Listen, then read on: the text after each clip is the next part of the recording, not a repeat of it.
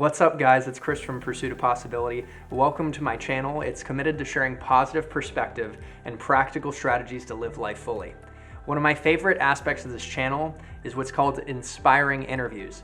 It's when I bring on people who are inspiring to share their message, their ministry, their passion with the audience. Today, I've got a special guest, Pastor John Summers. Pastor John, thank you so much for being here. How you doing today? Thank you for inviting me. Of course. I'm fine. It's great to have you. You're the man. I'm really excited to talk about A Place of Hope in Haiti. It's your ministry that you started over in Haiti, and I don't want to steal your thunder, so could you tell the audience a little bit about it and how it got started? Sure. It all started because I was given the gift of a deaf son, and deafness became a part of my life.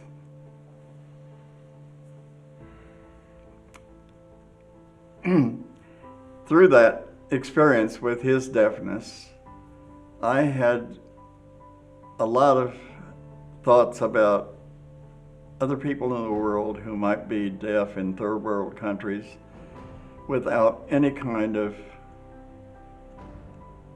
provision for hearing. And that started me thinking. I then met a founder of Place of Hope in Haiti, an orphanage that was developed some 30 years ago by a man named Andre Forges. When I met Andre, I shared my thoughts with him about, did they have any deaf children? And he said, yes, we have maybe 4 in the orphanage. And I said, I have these hearing aids that I've saved from my son through the years. They're used, they all work, and I would love to be able to take them to Haiti. Is there a chance that I could do this? He said, certainly, sure. So I began to think of the costs, and were above my ability, and I knew I had to do research. How was I going to fit these hearing aids into strange ears? Nothing, no assistance, no help there at all. And so I met Dr. Dunnigan, who is a prominent audiologist here in Naples, Florida, who offered to help me. So we found ways to attach fitments to these hearing aids, and it worked perfectly. I just had to purchase several sizes. I had a lot of things I needed to think about in researching how to care for hearing aids in Haiti in a moist environment, but I managed. And Dr. Dunnigan gave me some expensive equipment to do testing with that I could use. It was portable, battery operated, but expensive equipment. I was really blessed to know him. So then in 2012, a trip opened up, and I made the trip to Port-au-Prince, Haiti. It was an experience in its own. And I traveled by pickup truck, in the back of a pickup truck with 2 teenagers, 6 hours, driving from Port-au-Prince to the south side of Haiti and the peninsula and west to Place of Hope, where Place of Hope was situated. It had been founded some 30 years ago by Andre Forges, who himself was an orphan. And following that, he had, through the years, dreamed of buying a mountain that he knew was vacant, but he had no money. And so he saved every bit of money he had, everything he could get. He himself was an orphan in the Baptist orphanage there, and they befriended him and helped him, and he was able to found a small orphanage. He had one child at the first, and then finally 15 Wow.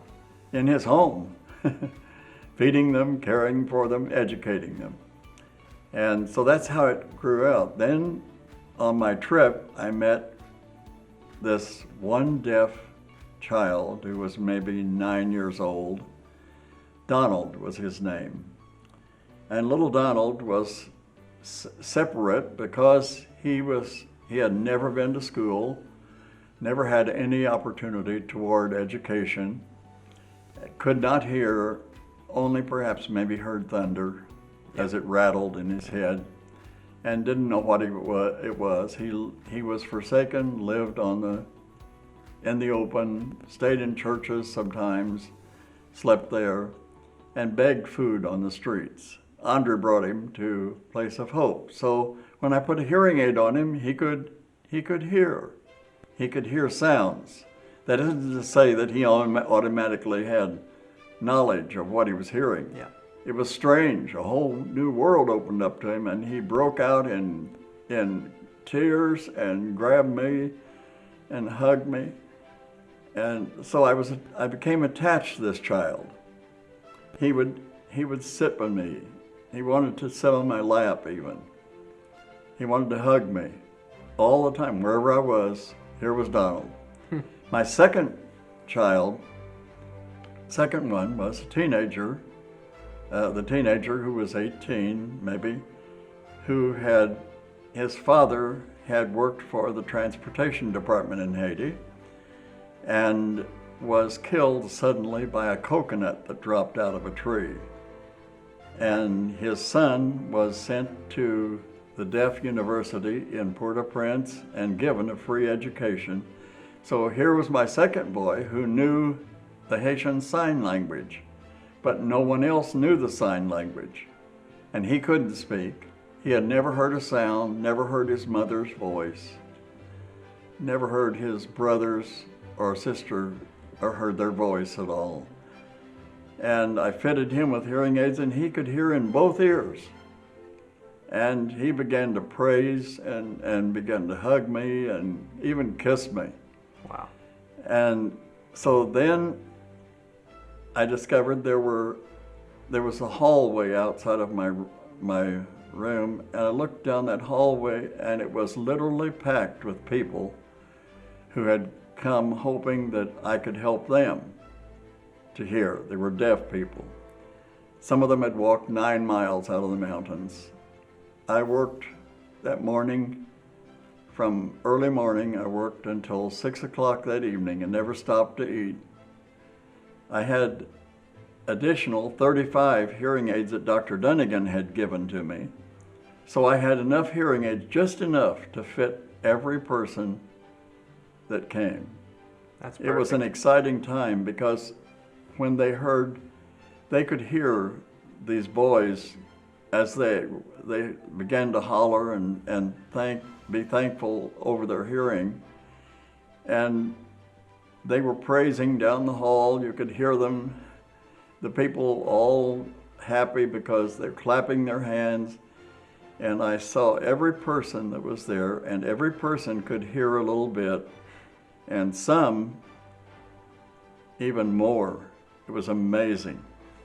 I had a 65-year-old woman who told me she had lost her hearing years before and had been unable to ever do anything about it. She said she prayed and prayed and prayed. Of course, she was talking in Creole. It was being interpreted to me. She said God told her that someday he was going to send someone from America that would bring hearing aids, and she would hear again. She heard perfectly when I put 2 strong hearing aids on her, and she began to praise God and give thanks to him. So it was just a day of praise. It was a day I will never, ever forget. Sounds like the most I beautiful worked very hard. experience. I was very tired and weary at the end of the day, but I was so grateful. Some of these people had walked all night to get there from the mountains, and they would have to walk all night to get back. And I thought all I could do was think about them. They could go with hearing, a little bit of hearing. And of course, this 65-year-old lady could hear and could communicate because she had one time had language ability and had lost it. So that was the beginning of my experience. The next thing I began to think about was this child that couldn't go to school, who had no education, never been in school, 9 years old, staying home, staying there at the orphanage during the day while all the other children were taken out to or walked to public school. And I said to Andre, why can't we start a school? There was no deaf school, no place to send him. And the Haitian government doesn't make any provision for the deaf in Haiti. So they're isolated, put off as demon-possessed children, and left to their own. So I said, could we start a school? Could we have this one boy, the second boy I fitted with hearing aids, could we have him to be the teacher? I'll pay him. And so I pledged to pay him $100 a month to hire him if he could come and teach. Andre communicated some way with him. We got it started, and we started our first deaf school with one teacher and one student. Wow. Oh my goodness. And we needed a blackboard. The only blackboard we could find was an old piece of masonite, 8 by 12, or 8 by 10, 4 by 8, that some builders had cast off. And we found 3 pieces of yellow chalk. And that became the communication board for the teacher and the student. We didn't have any room, so we had it under the carport at the orphanage, outside. And I have pictures of that I think are wonderful, as this boy, 9 years old, learned to make the first letters and the first numbers and try to make them on that board with chalk. Now, Pastor John, I'd heard a story that you shared with me that brought me to tears. It was about this special girl, I think it's Rosaline. Could you share that story with the audience? It's pretty powerful. Sure, it is a powerful story. It's a miraculous story. First time I saw this little girl, she was brought in a pickup truck with a whole group of maybe 30 deaf children, hoping to find hearing aids. It was on one of my trips, maybe the 5th trip or 6th trip I was there. And so I saw her there, but she refused. She was about 6 years old, and she refused to have any testing done. All the others in the 30 all took home hearing aids and hearing with them, but not this little girl. I learned her name was Rosalind. And so the next trip I made, her parents had brought her 9 miles out of the mountains, her father and mother, and they were going to have her tested. When I tried to test her, she screamed, she kicked me, she tried to bite me. Oh my goodness. She had it was amazing. I looked at her and I saw nothing but desperation, and she had no idea what I was trying to do. I was the first white person she'd ever seen. She was afraid of me. And so her father tried to force her, and I said, no, do not do that. So I had another plan. For some reason, I had bought a big doll from Walmart in America, put it in my suitcase. I thought, what am I bringing this doll to Haiti for? I thought of her. So I said, I have a gift. And I went and got the gift of the doll and gave it to her. She was literally mystified. She didn't know what it was. She had no idea of opening a box. It was the first gift she'd ever received. And I watched her as she opened that box and saw that doll. I said to her father, "Don't force her. Does she have children she plays with?" "Yes." "That have hearing?" "Yes." I said, "Then I'm going to send a hearing aid with you, and I want you to put it on one of those children that will let you do it who hear, and she will see that it doesn't hurt them. It's not painful, and then maybe she'll let us test her." The next trip I come, Rosalind is in our deaf school. She had found out that the hearing aid didn't hurt, and she'd come to the deaf school and was wearing the hearing aid. She was our top student. Wow. She learned Haitian Sign Language. She began to be able to print letters in American, in English, and letters in Creole. She began to understand some words, all because she had hearing and she had the sign language, and she began to understand some language that had been a barrier to her. Well, that went on, and she grew. She was beautiful. She changed her whole appearance. If you would see the pictures, you would be amazed. She looked angry and withdrawn, and almost as though she were a very cruel person at first. Now, here's a beautiful girl wearing her mother's, she found a dress, dresses at the orphanage, and she was dressed in a white dress, had these earrings on, and had this necklace that I'd given to her mother. And here she was, wanted me to see her. A changed child. Time has gone on, now she's a teenager.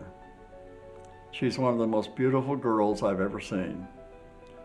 And I mean that from my heart, not just because it's her. She's so loving and sweet and kind, and is so changed, and she's so able with sign language. Now she wants to be a teacher. She's a teenager. She wants to go to school and be a teacher for the deaf. I hope I can send, I've dreamed of trying to find money to send her to university, in Port-au-Prince. I've tried to think of bringing her to America, to Gallaudet College in Washington, D.C. for the deaf. But finances now are limiting me in that. My other part of the dream was not just to fit people with hearing aids, but to train a group of national Haitians, doctors, nurses. I had 16 of them who wanted to take the training, offered by another friend of mine, a prominent surgeon and audiologist here in Naples, Dr. Valdez, who has offered to go and do a 4-day seminar, which he does here in America. And we have equipment. I have about $14,000 worth of testing equipment and equipment down in Haiti. And now I have no funds to carry out that vision, because they would be there to start a clinic. We can start a clinic. We have to pay salaries. If they do, we have to support it. It's a big dream, and it's been cut a little bit short because I'm my age, and a fall that I recently had at a hospital that literally changed my ability to get around. And so today I only dream of being able to carry out that vision. So Chris, that's pretty well it. Yeah. Where I am. Well, we have built an orphanage now. Yeah. For the deaf. It's named after my son, the Paul Project. Oh. And students are there every day in class learning. They have big computers. They have, each one of them have iPads. Now they're learning, and they're learning in English and in Creole. Oh my goodness. So this is a whole class of changed lives that have been transformed. Yeah. I just want to thank you for the work that you've done for A Place of Hope in Haiti, and the difference you've made for the children that you've impacted. It sounds like you went from 1 to now 60, and you still have a big vision, and the dream isn't over yet. But what we're really talking about, as you said, is transformation, the type of transformation that takes a girl from bitter and resentful, an outcast seen as a demon, to someone who is open and loving and caring and curious and learning and growing and wants to be a teacher. That is powerful and beautiful. So thank you for your contribution. And we want to continue this mission and this purpose and continue to make a difference out in Haiti. So I want to give the audience the opportunity to contribute. I'm putting together a GoFundMe for A Place of Hope in Haiti to raise money to support the vision that you laid out. And so I wanted to ask you to share one more time for the audience, what type of impact will the expansion of Place of Hope have for these children? And honestly, how much money do you think it's going to take to carry on this vision? I've estimated that I need $50,000 because I have to pay these people that work in the clinic. They have no other method. And some of our students, even at Place of Hope in Haiti, are going to take the training. And they'll be helping in the clinic.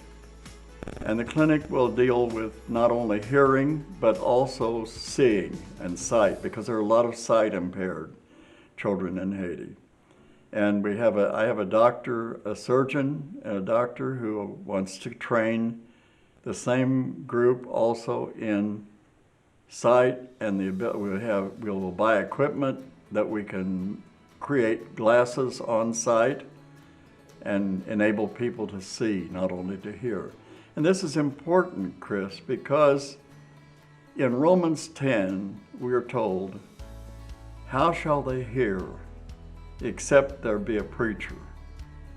I stop with how shall they hear. It doesn't do any good to send a preacher. It doesn't do any good to send anyone until they can be able to comprehend sign language and hearing. So I'm trying to help a whole group of people to not only get an education, but to hear the gospel and understand the gospel of our Lord Jesus Christ. And the word that said, how shall they hear? We'll open clinics. We'll send teachers. We'll start another deaf school. I have 3 deaf classes now meeting in different places. And those are supported. I supported them myself the first. But I was given money. I couldn't imagine how God has provided thus far. But now that supply of money has dwindled a little bit, and a good bit. And so I can't continue with my vision unless there are others who pick it up. And I consider that you are God's gift to pick it up. Well, hey, it would be a privilege to do that. And at the end of the day, these children have such potential, such limitless potential, but in a lot of cases it's stifled because of lack of access to resources and perspective and possibility. And through your work, they're getting access to new opportunities and a whole different paradigm and a whole different future. And so that's something that we want to contribute to. And it's directly in line with this channel. Pursuit of Possibility is full of a community of possibility people who are committed to chasing after their full potential in life and leaving this world a better place. Well, what better opportunity to leave this world a better place than to contribute to A Place of Hope in Haiti. So again, I'm going to put together a GoFundMe, and guys, you can check out the link on the video and in the description. And Pastor John, what is the website for the audience to look at Place of Hope to learn more? The website is placeofhopeinhaiti.org. And it is a 501c, a fully qualified 501c organization, and all gifts are tax exempt.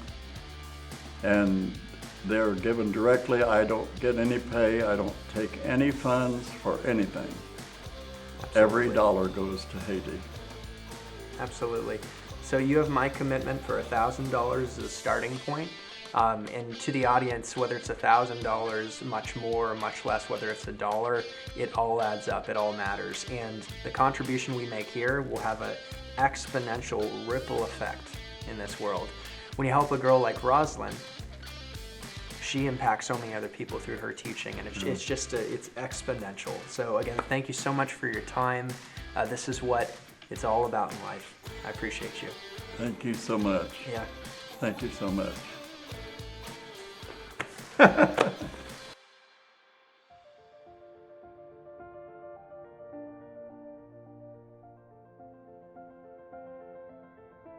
the worst time in my life, and one of the worst times, was to hear a team of specialists tell me that my son would never walk and never talk, and he would be a helpless cripple all of his life.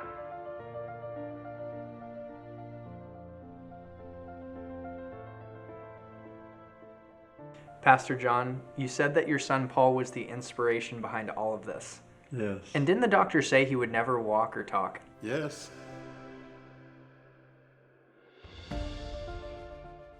Well, crazy thing is we've got a special guest here today. Oh.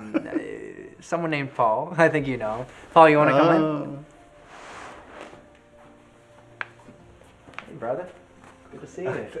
Thanks for joining us. Aren't you proud of your dad and everything he's done?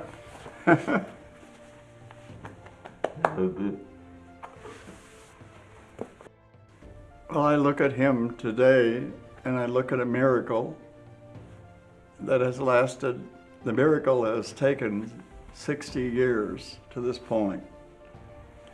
And those have been really all tentative years, but God has honored him, and he hears now with cochlear implants. And that has enabled him to have a whole new life. And because he was given to us as a deaf child, we now have 3 deaf schools in Haiti and are training a few children to make a change in Haiti and in their own lives. It's called transformation. Do you think we'll go to Place of Hope together sometime in Haiti? Wouldn't that be cool? I We would go out there? Place of Hope. I would Place of Hope a year before that. Yeah. With Brian. Yeah. If I had, And when I maybe, got there, there was 8 they opened all the gate. So we could I can get. Yeah. Could I can bypass. When I got there, there was 18 kids with all of my back. They were all over your back, 18 kids. That's a sight to see. There was a little boy right when I came in. I would cry with You're my crying. heart. Oh my gosh. Well, here's the thing. We're trying to raise $50,000. Your dad mentioned that goal, and I just want to tell the audience if we can do that, Paul and I, we're going out to Haiti, and we're going to film it and show you the kids and Maybe- just the impact you're having. maybe they can all go to Haiti with you. Right. Yeah. So. I'm going to hit it with Angry. Oh, cool. Yeah. If you want me to go back, to when we come back, they miss me a lot. That's awesome.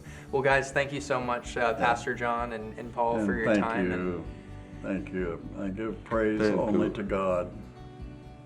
And to the audience out there, if you're looking for more doses of positivity and uplifting content like this, subscribe to Pursuit of Possibility. And I look forward to next time. Love y'all. Peace. Hey guys, thanks for coming on the journey. If you liked my content, if you liked the video, show some love and smash that subscribe. It's a small click for you that makes a big difference for me. And if you want to check out some more content and get some more doses of positivity, check out some of my other videos and tell me what you think in the comments. Love y'all. Peace.